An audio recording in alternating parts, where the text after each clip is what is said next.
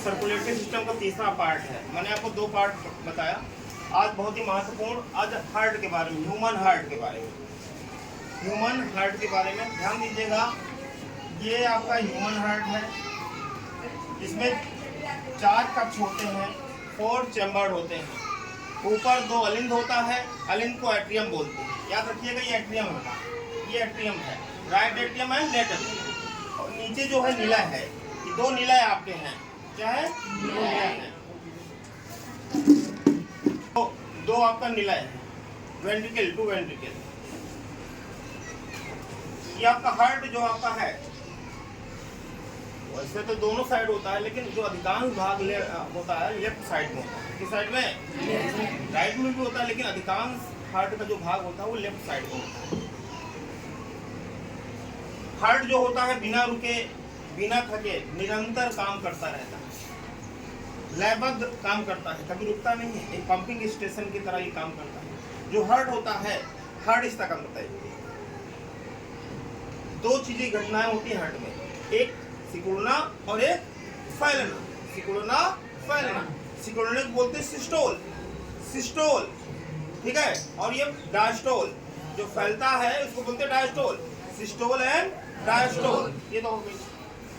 जो आपका हार्ट का जो वेट होता है लगभग 300 ग्राम होता है। ह्यूमन जो हार्ट होता है उसका वेट लगभग 300 ग्राम होता है। अब हम बात करते हैं नाड़ी दर की, पल्स रेट की। हाँ, एक बात और देखिए आप ध्यान से, हार्ट में 2 भाग है, इधर हो गए आपके।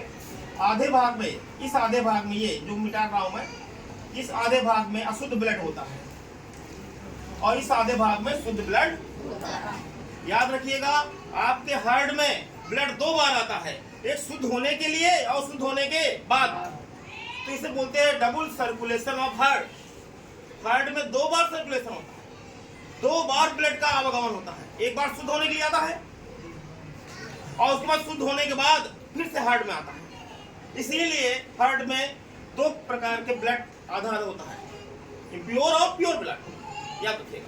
पल्स रेट, हम लोग ये अंगूठे के बगल में यहाँ पर रेडियल आर्टरी होती है, रेडियल आर्टरी होती है, देख लो आप लोग, सब लोग, रेडियल आर्टरी होती है।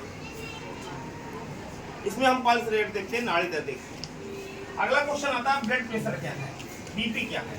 मैंने आपको कल बताया था कि आपके शरीर में जो ब्लड वेसल्स होती हैं 2 प्रकार की होती है, धमनी और सिरा होती है। धमनी को आर्टरी बोलते हैं, सिरा को वेन बोलते हैं।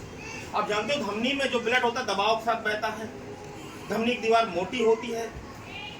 तो आर्टरी में ब्लड जितने दबाव के साथ बहता है, प्रेशर जानते हो ना, प्रेशर। आर्टरी में ब्लड जितने प्रेशर के साथ बहता है उसी को बोलते हैं ब्लड प्रेशर, रक्त का दबाव, रक्त का दबाव, या ब्लड प्रेशर बोलते हैं। ये हाई ब्लड प्रेशर होता है और लो ब्लड प्रेशर होता है। मनुष्य में नॉर्मल जो ब्लड प्रेशर होता है उसकी रेंज कितनी होती है?